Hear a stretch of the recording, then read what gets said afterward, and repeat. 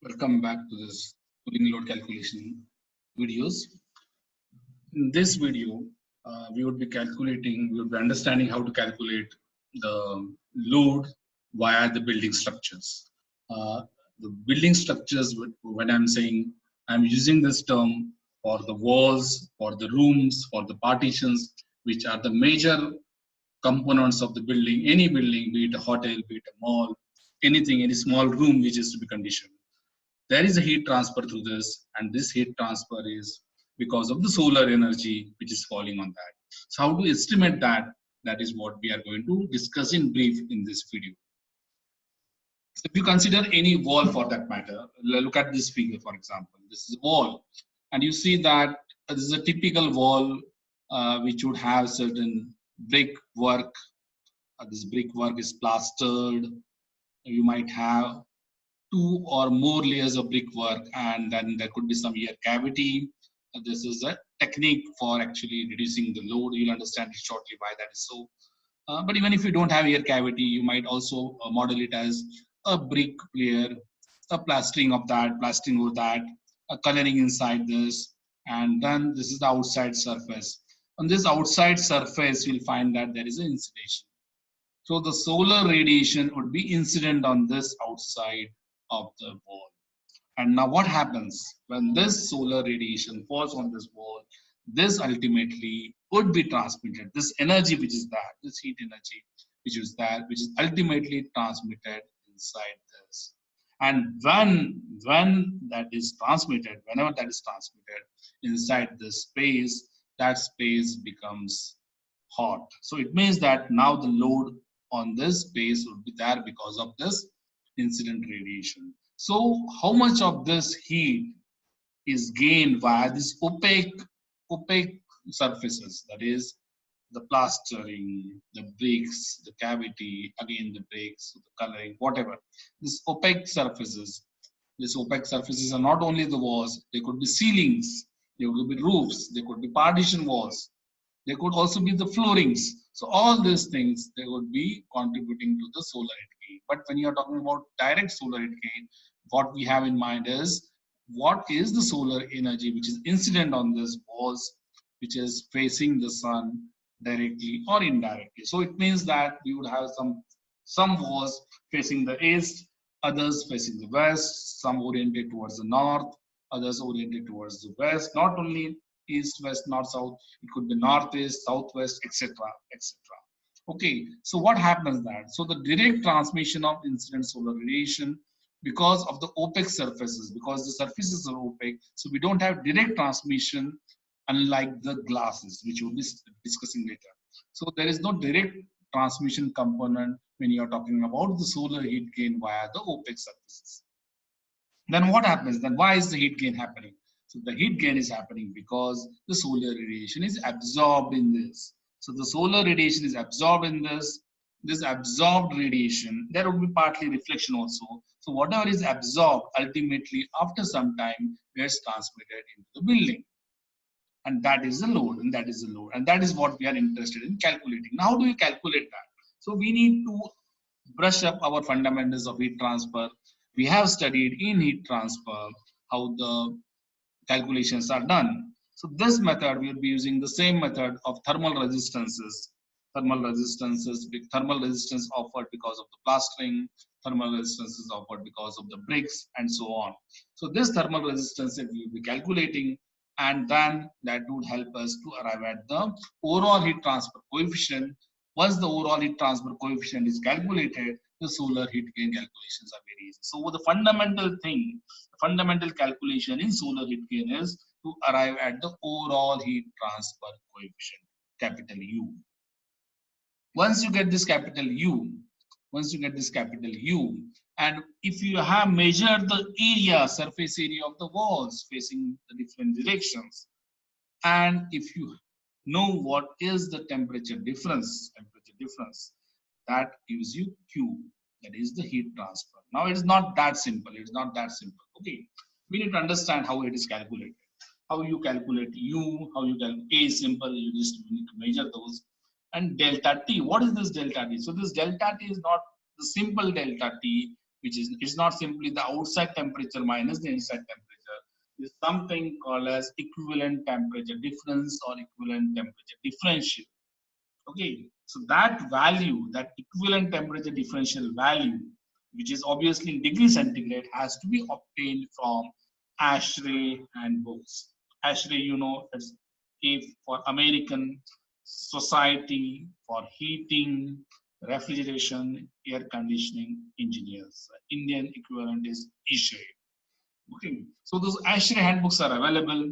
Those ASHRAE handbooks have a very reasonable data which can be used by practicing engineers for arriving at this delta T. Now, what is this delta T that we'll be shortly discussing? So once you get this delta T in degree centigrade from the ASHRAE handbook, once you calculate the overall heat transfer coefficient by calculating these thermal resistances and using our principles of heat transfer, and if we are measuring the physically measuring the area of the wall or the roof or any surface where we are interested in calculating solar heat gain, obviously the opaque surfaces I'm talking about, then we can calculate the fabric heat gain. That is the solar heat gain through the opaque surfaces. So this is the basic principle of calculation of load because of solar heat via the walls, via the roofs, etc. Which is that model, which is that formula. That formula for fabric heat gain is Q is equal to UA delta T. So this is a concept of uh, thermal resistances. So thermal resistances concept, you need to consider the heat transfer because of convection, heat transfer because of conduction, and heat transfer because of convection again. Means this is a simple plane wall, not corresponding to this diagram. So this would correspond to the outer surface, let us say, and this outer surface is having the coefficient HA, heat transfer coefficient HA. This is the wall proper. There is one side of the wall, this is the other side of the wall, and this wall thickness is, let us say, delta X. Delta X, which this you all studied in heat transfer, so I'm not giving much importance to this. Thickness of the wall, K is what? K is the thermal conductivity, K is the area.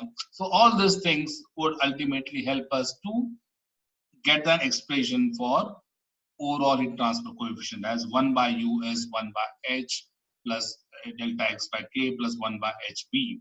And all this, if there are number of X, for example, if there are more walls, more surfaces, it will be delta X1, delta X2, delta X3 like this. So in this case, for example, this would be 1 upon HO, is outside surface, this would be 1 upon HI, this is inside surface, and this would be delta X by K1 plus delta X, delta X1 by K1 plus delta X2 by K2 plus delta X3 by K3 plus delta X4 by K4, so on and so forth. So depending upon what is the composition of the wall. So composite structure we have studied in heat transfer, right? So this way we will be able to calculate U. This will be useful in calculating the overall heat transfer coefficient.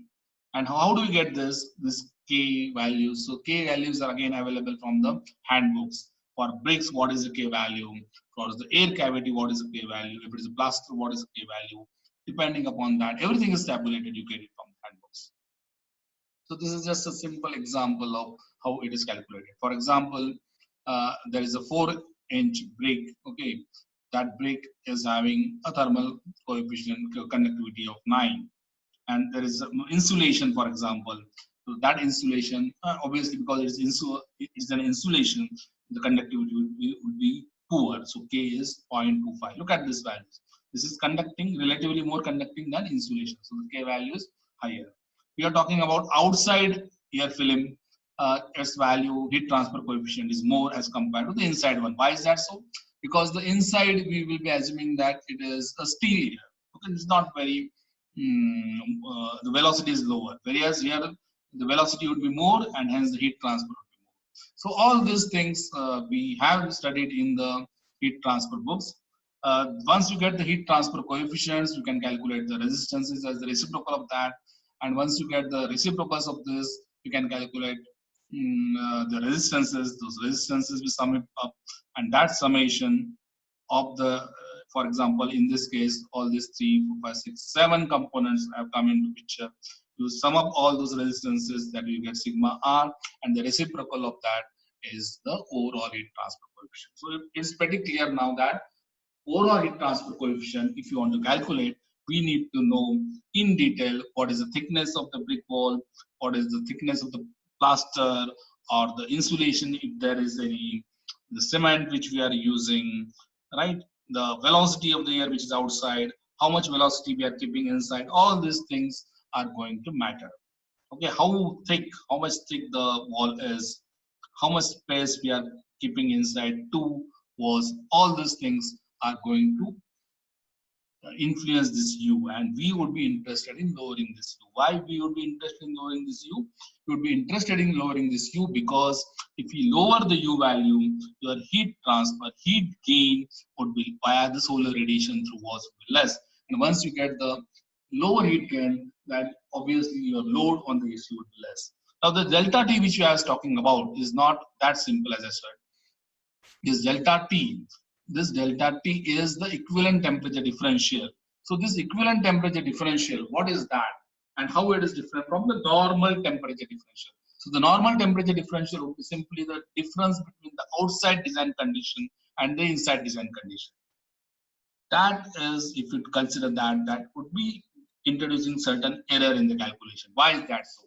The calculation error is because there is a time lag. Time lag, which time lag we are talking about? We are talking about the time lag between the heat transfer at the outside surface and the heat transfer at the inside surface. Now, why is that there is a time lag? It means that if the heat is incident, the radiation is incident at 1 o'clock, that radiation is not going to transfer the heat exactly at 1 inside the room. Why is that so? Because the radiation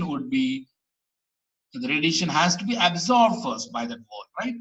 The heat energy which is incident on the wall, it has to be absorbed first.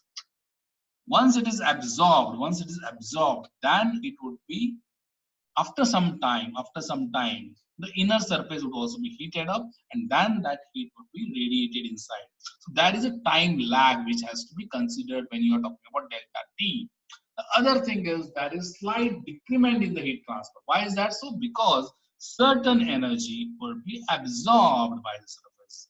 So that radiant energy which is absorbed by the surface means slightly some energy would be decremented. There is a decrease in the heat transfer due to absorption. So whatever is absorbed by that surface is ultimately going to be released inside, right?